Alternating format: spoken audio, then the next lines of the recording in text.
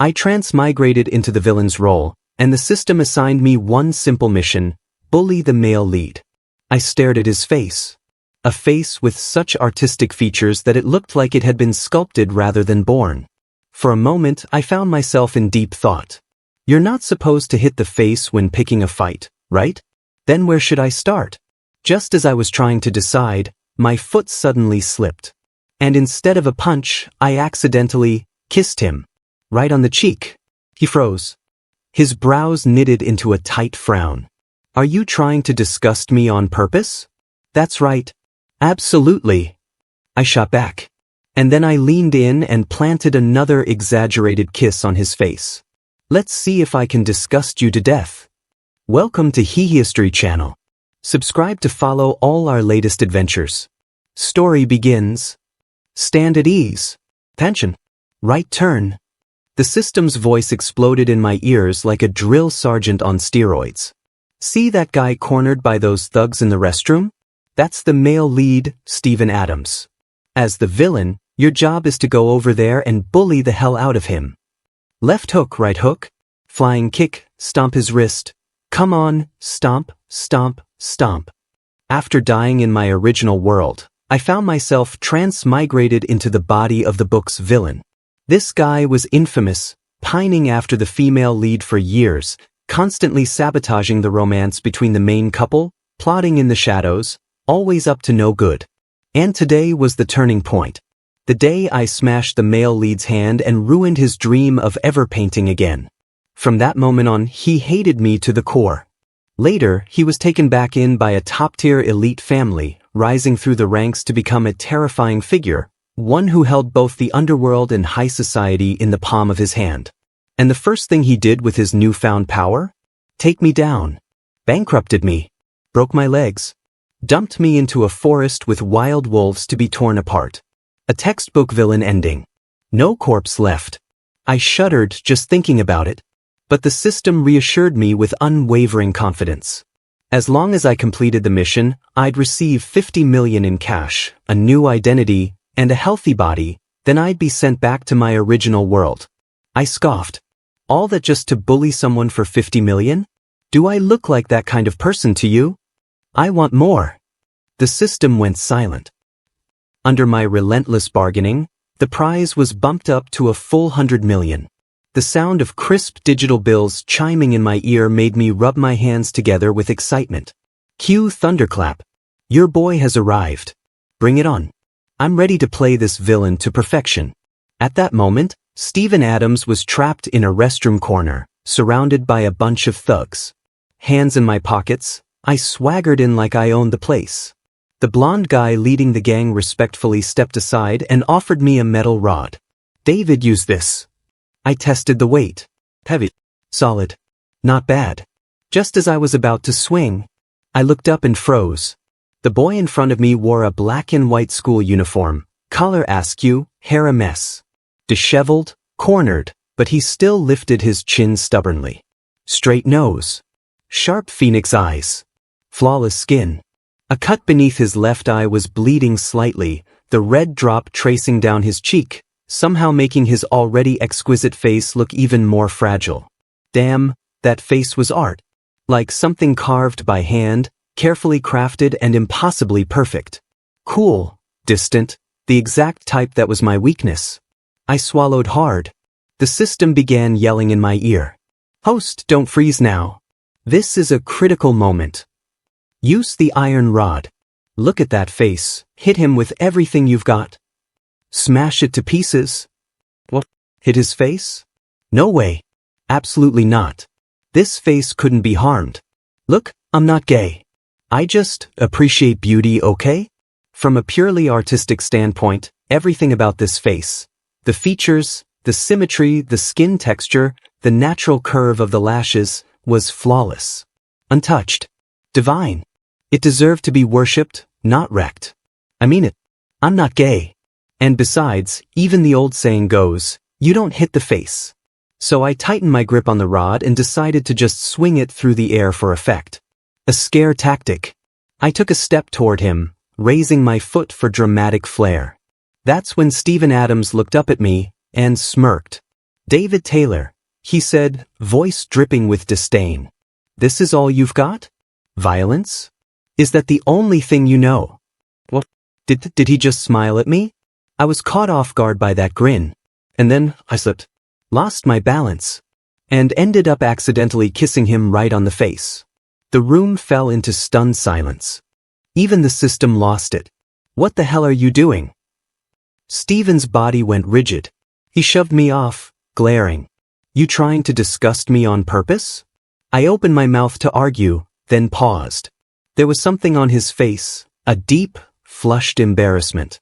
His usually calm lips trembled slightly. I blinked. Wait, wasn't I supposed to bully him? This counted, right? That face, flushed with humiliation, was a kind of bullying too, wasn't it? It was kind of fun. I nodded enthusiastically. Totally on purpose. Stephen's face turned a furious shade of red. You're insane. Before he could finish, I cupped his chin and planted another kiss on his cheek. Let's see if I can disgust you to death. From the side, the blonde guy looked like he'd been hit with a brick. Mouth agape, he muttered. So I was just part of your kink all along? No wonder you kept picking on Stephen Adams. Damn, David, I didn't know you were this creative.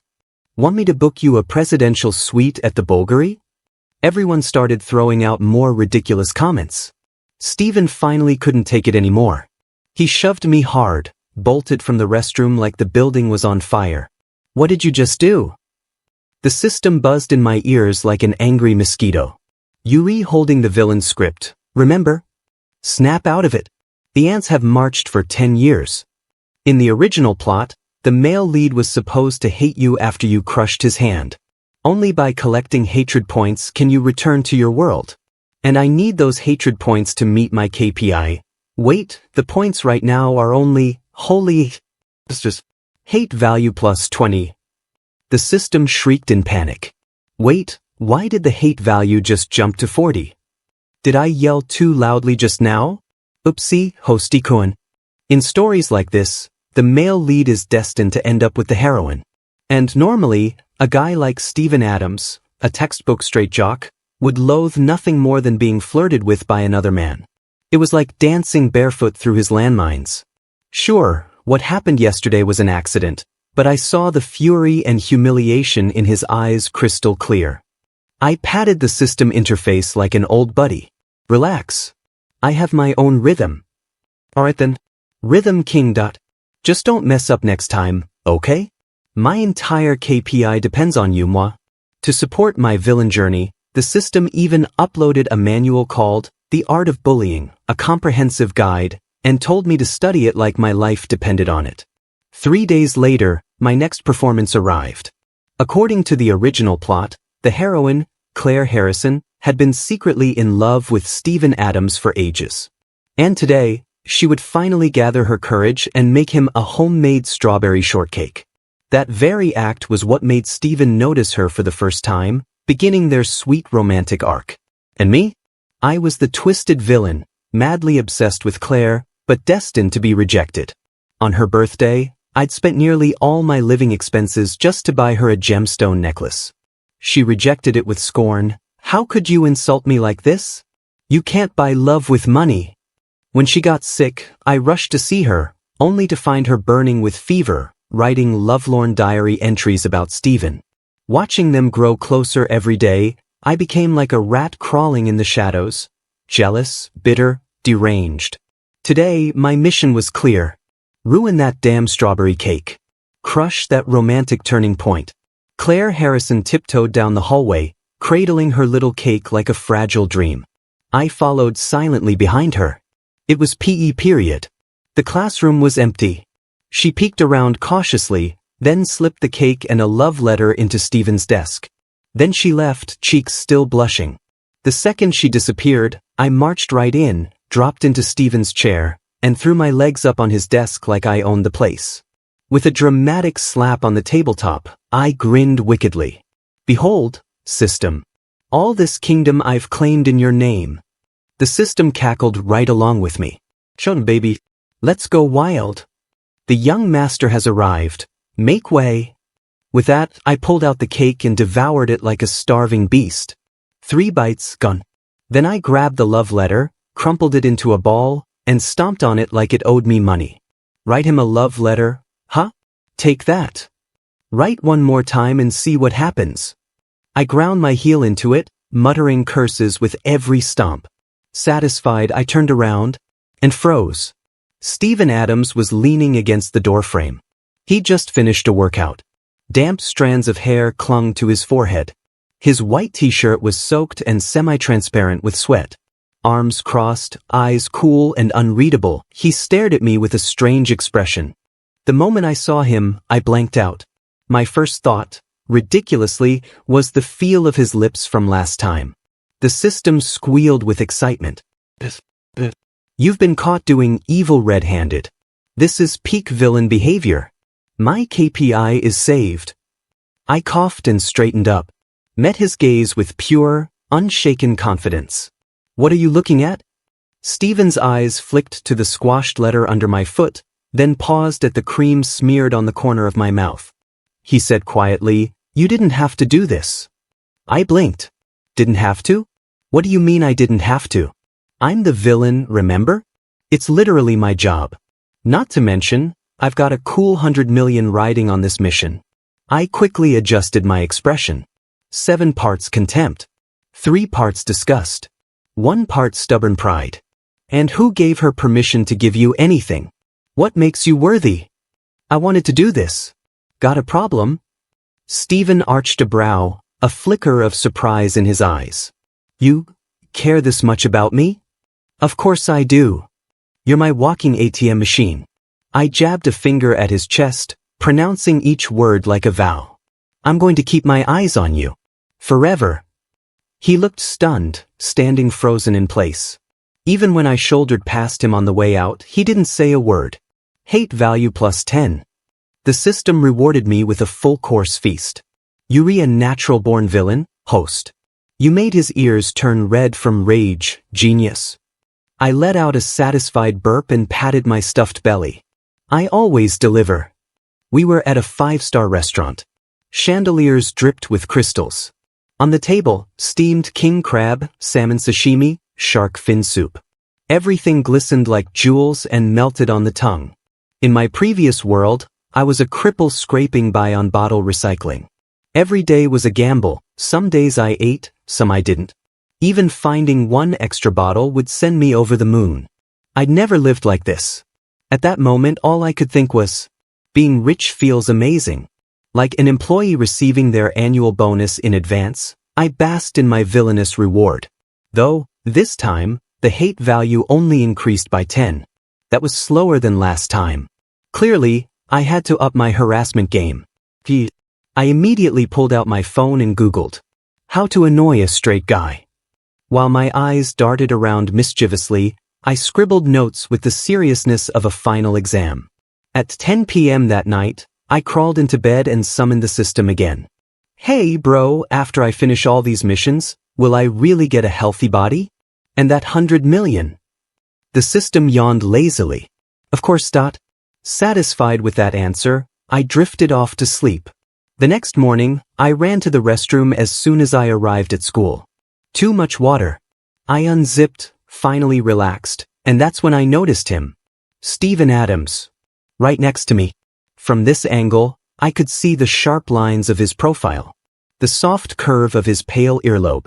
Oh no. My eyes drifted downward. And I saw. The system popped up gleefully. What a golden opportunity. Mock him. Humiliate him. Make him feel like less of a man. I glanced lower again, taking a longer look. Damn.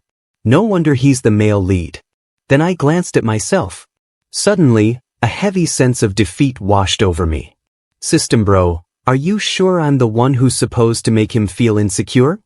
Because, based on what I'm seeing here, shouldn't it be the other way around? The system stammered. This might be a factory default issue? I refused to give in. Come on, don't you guys have some kind of item? You systems always have weird gadgets. Something to, boost the specs. The system shrugged with emoji-level indifference. Sir, but we're a licensed system. No NSFW mods available. I was quiet for a few seconds, resigned to fate, but still petty.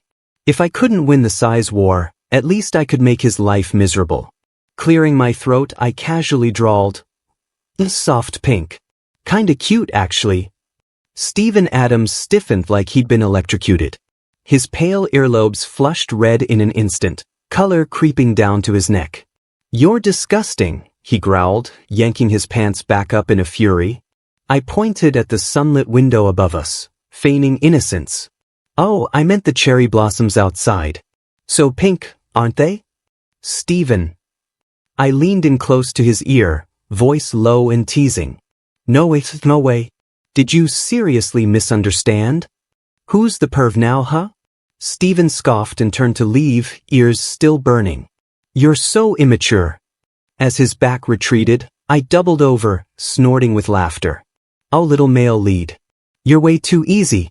And the fun was just getting started. After school, the system alerted me.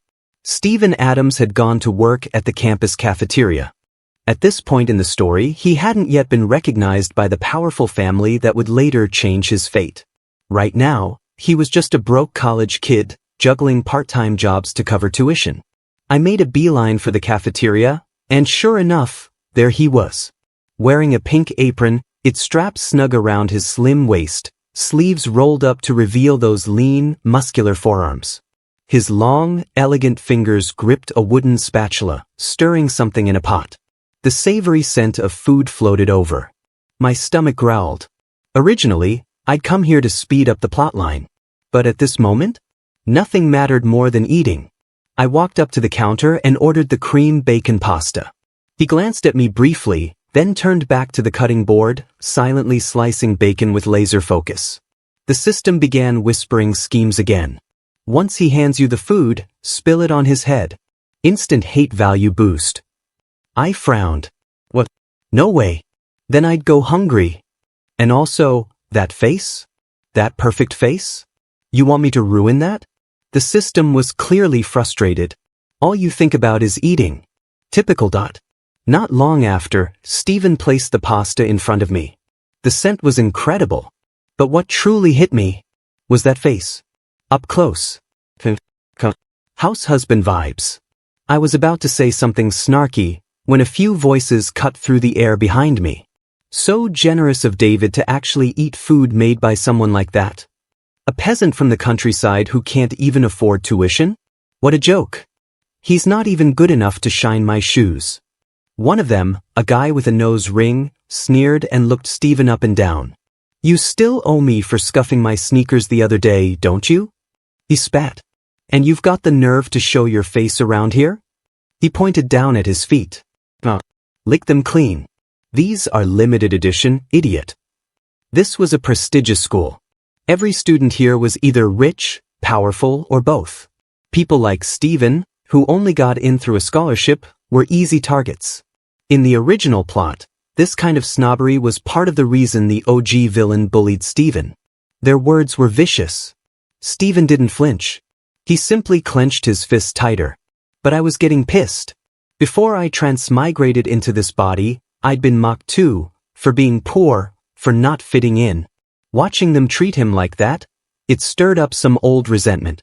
And besides, who gave them permission to bully my male lead? That was my job. Even the system joined in. "Host, they're stealing your spotlight." I'd had enough. I slammed the table and stood up. "What the hell did you just say? You talking to me?" I jabbed a finger at his so-called limited edition sneakers. "They're out of style. You'd be doing the world a favor throwing them in the trash." Then I stomped down on his shoe with a satisfying crunch. Steven's fists slowly unclenched. The nose ring guy's face went beet red. He pointed at me, trembling with rage. You dare? I'll give you 3 seconds to apologize to my shoes." I tilted my chin high and stepped harder on his sneaker. Then delivered the ultimate classic line. "This is how my shoe apologizes to your shoe." He nearly exploded, lunging at me with a raised fist. But his lackeys held him back just in time. Even in a fancy school like this, there were social tiers. And none of them dared touch me. Not with my family backing me. They retreated in humiliation. I yelled after them, loud and clear.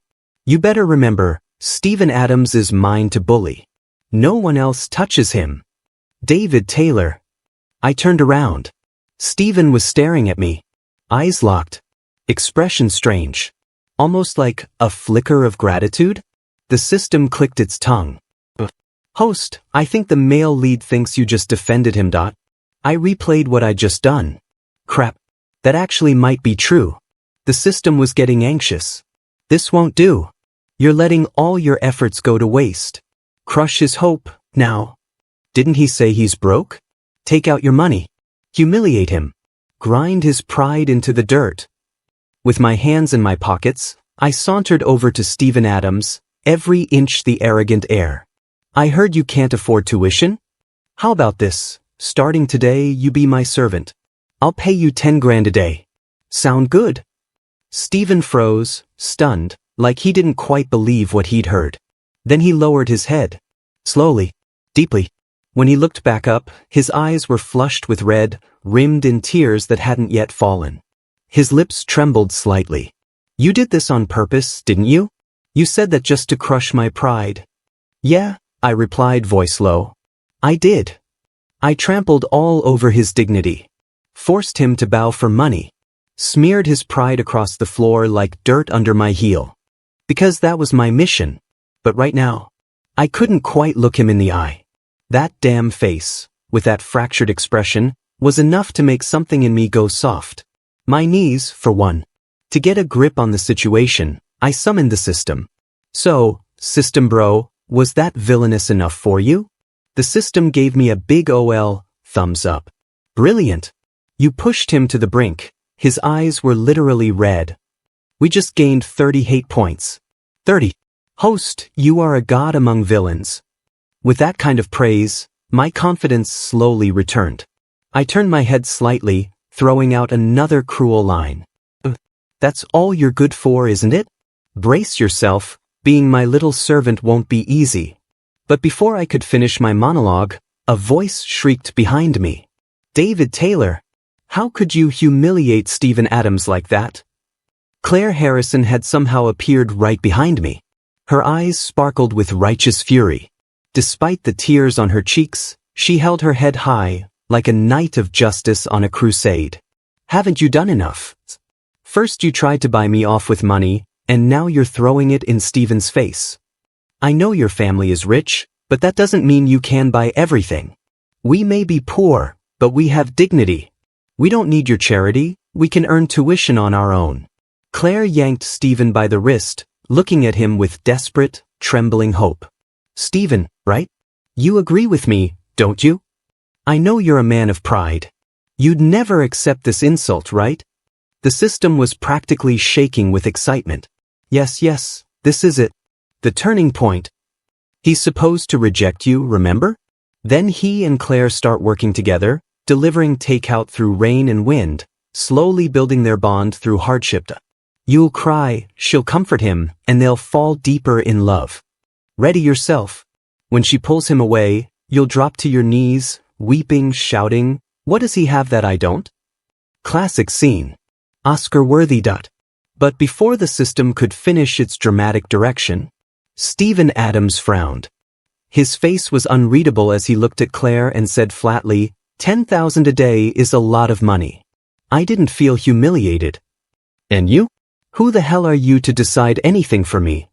You think refusing his offer means I have to start hustling delivery apps for tuition? Claire's whole body stiffened.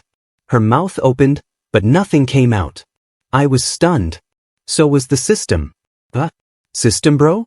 This isn't how the original script goes, is it? Wasn't he supposed to rage at me and align with the heroine? The system scratched its virtual head. Maybe the database glitched? I mean, look, we got hate points out of it. That's what matters. Sometimes QA lets things slide, you know?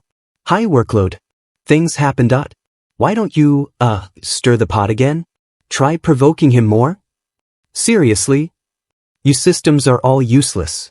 Claire had already run off crying. With no better option, I reached out and slapped Stephen's shoulder. then flashed a big OL middle finger in his face. Since you've agreed to be my little servant, get ready to face my wrath. Daily. Worried about future story bugs, the system gave me a crash course that night. I was forced to cram through 64 slides of villain-themed PowerPoint and watch a full-length film titled Tyrannical Master and His Servant. The movie detailed, in painstaking, pervy clarity, how to abuse a servant. Slaps. Foot washing. Chest stepping. All those charming, trashy tropes. The system asked how I was doing with my studies. I slammed my notebook down, every page covered in notes. Don't worry. I'm giving you a 5-star performance. The system stretched with satisfaction. Excellent. From the moment he became your servant, the male lead's life of humiliation has officially begun. Destiny's gears are turning. It was the weekend.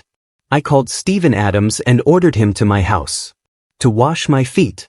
When the butler brought him upstairs, he'd already changed. A crisp white shirt, tailored black dress pants. Standing there in my room, he looked like he belonged on a runway, not kneeling by my tub. You mutt, I said, channeling the tyrant energy from the movie. Wash my feet. He gave me a long, unreadable look. Then silently crouched down and rolled up my pant legs. No resistance. I blinked. Okay, a little too obedient?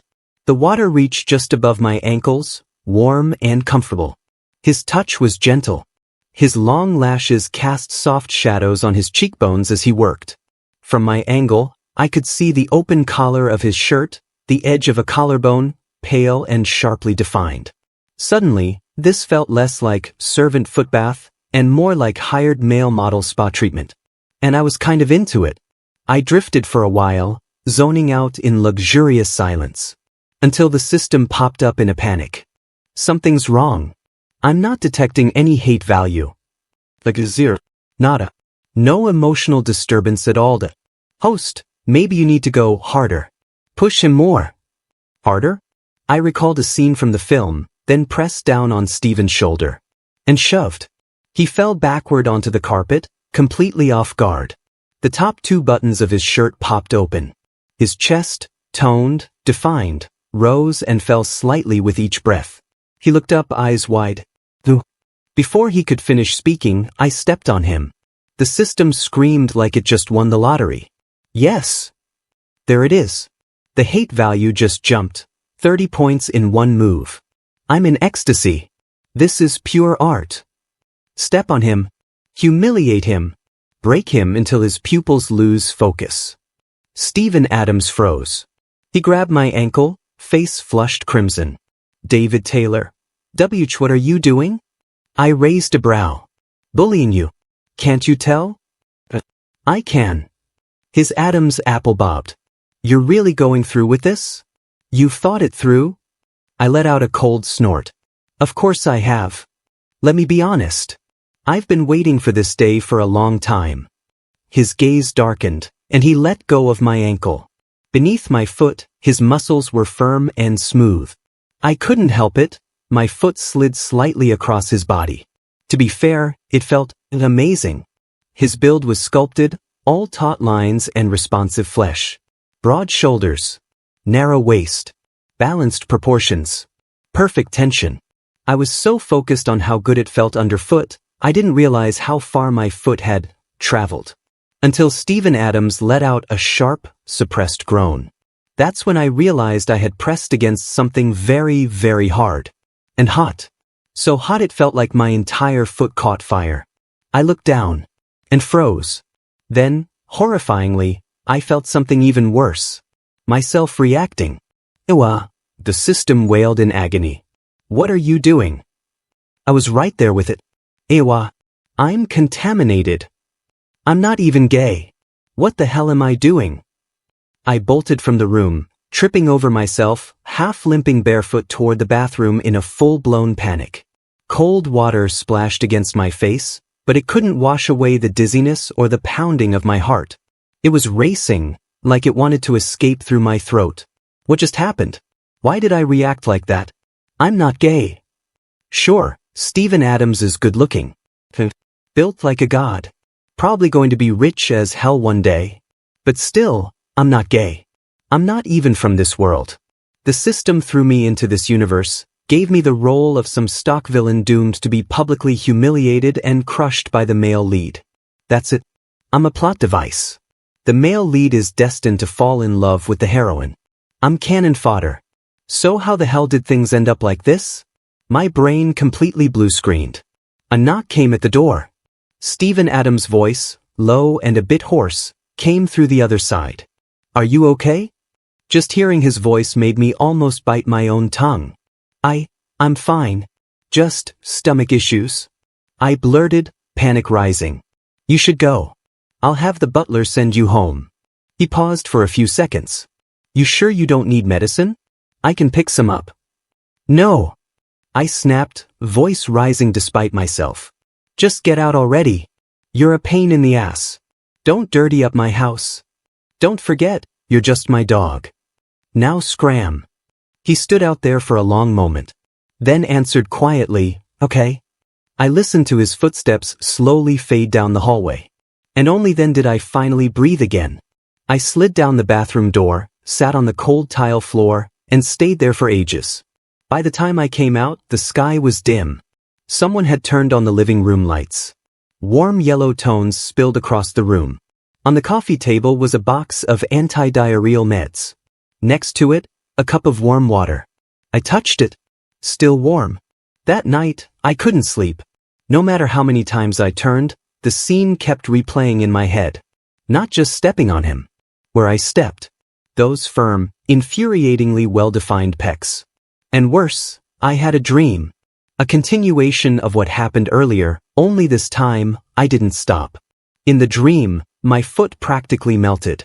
Heat surged up from him, thighs, waist, chest, until I felt like I'd liquefied completely. And when I woke up, I was even more confused. The dream had been vivid. But reality? Ice cold. I clutched my pillow and wailed, "System bro, I think I've suffered a workplace injury." The system tried to comfort me. I'm not sure what went wrong either, but don't worry.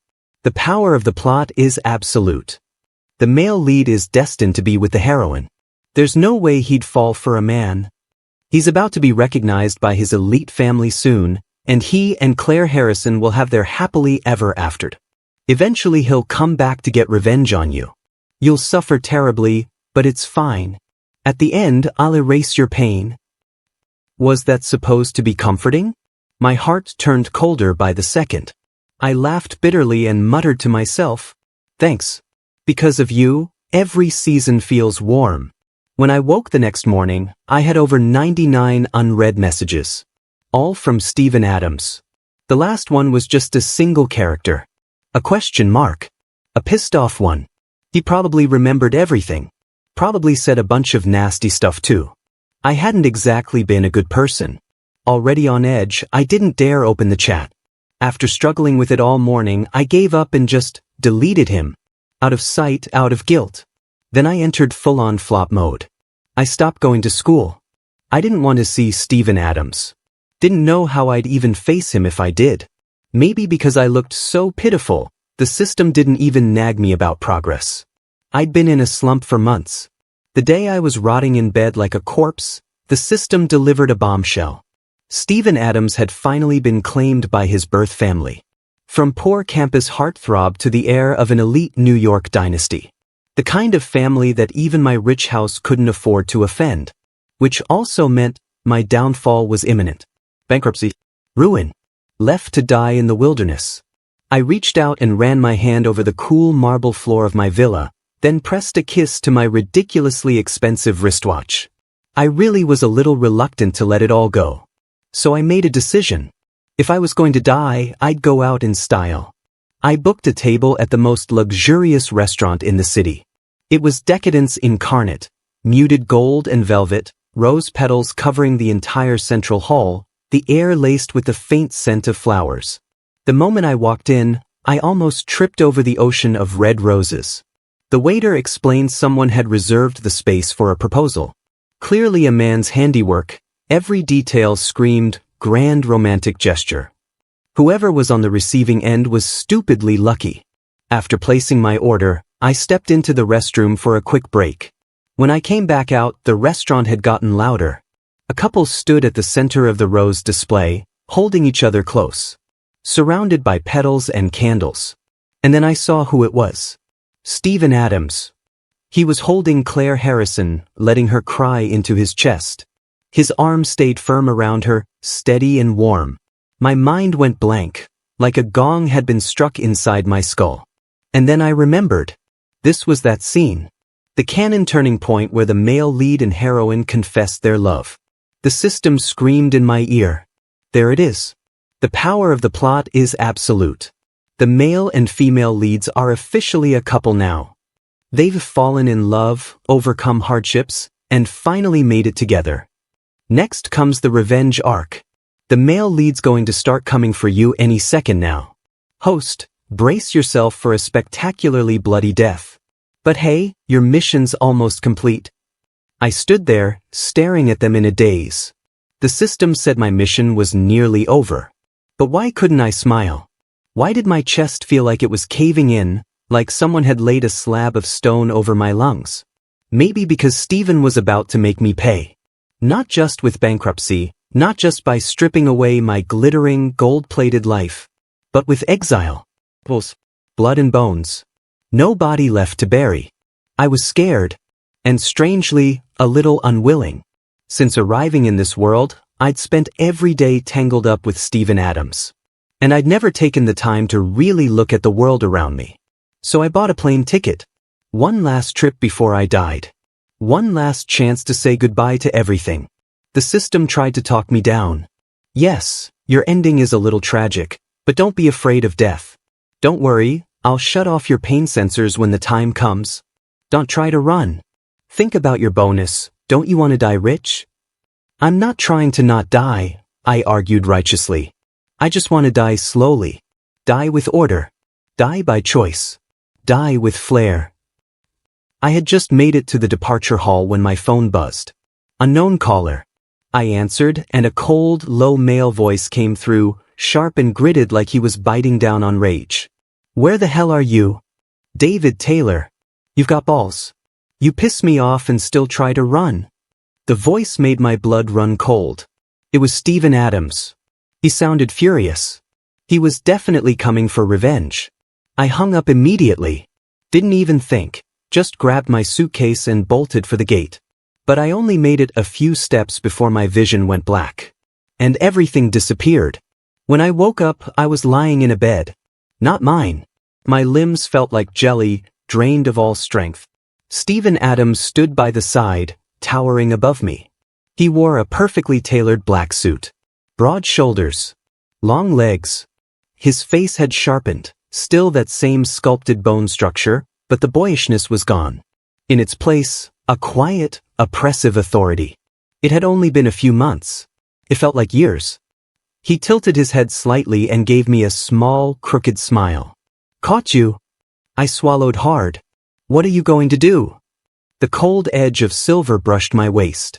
I flinched. Metal. Handcuffs. Stephen's laugh was soft, but something about it sounded off. His eyes were slightly red. His face, still cool, still refined, was now tinged with something dark. Obsessive. You think you can run after everything you've done? How about I lock you up instead? That way, you'll never get the chance to run again. He took a slow, deliberate step toward me. Then another. And another. I screamed internally, clutching at the system like a lifeline. He's here for revenge. Stephen Adams is actually going to kill me. He's going to toss me to the wolves, isn't he? Quick, turn on pain immunity. He's such a freak, who even shows up with handcuffs? I just wanted to enjoy life a little before I died. And now look at this. He's too damn fast. The system scratched its metaphorical head. Let's not say men are too fast, okay? Activating pain immunity now. But something's not right. Suddenly, Stephen Adams collapsed. All the intimidating dominance he'd been exuding vanished in an instant. Now that he was closer, I could see more clearly. His hair was soaked, skin pale, cheeks flushed with an unnatural heat. I reached out and touched his forehead. It was burning hot. You're sick. Stephen gave a weak, self-deprecating smile. 6 fine. Dying would be better. You hate me anyway. Just go. Walk out and don't come back. I really was about to leave. But hearing that, I couldn't make my legs move. He lay weakly on the bed, skin practically translucent, eyes shimmering with a watery sheen. He looked up at me like a drenched puppy. Damn it.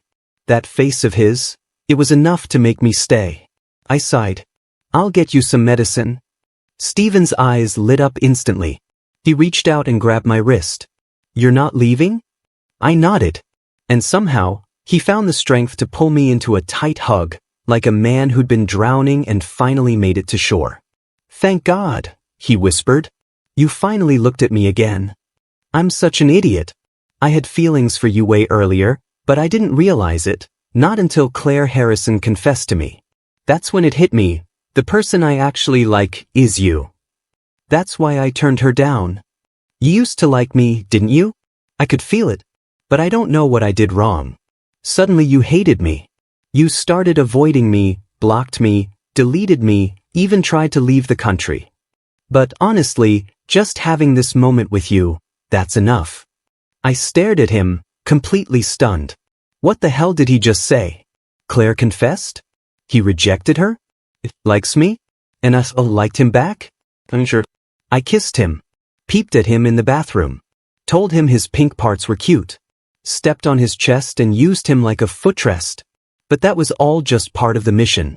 Still stepping back for a second, dating a guy this hot wouldn't be so bad.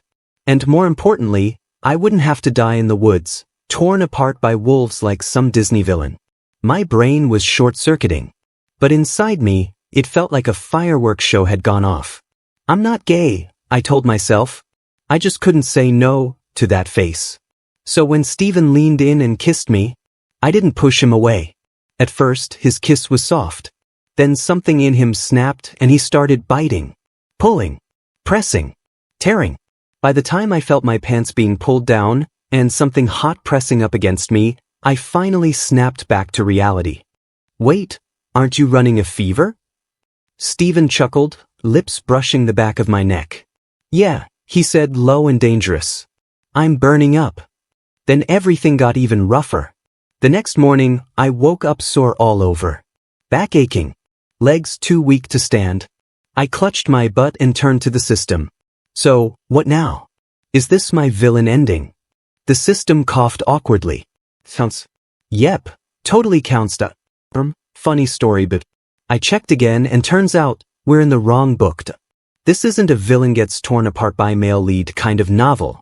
It's actually a dual male lead PO story. Also, remember all that hate value I was tracking? Yeah, turns out that wasn't hate. That was love. So the actual ending is, you and the male lead live happily ever after in an unapologetically horny, disgustingly sweet life together. Me. The end. Thanks for stopping by.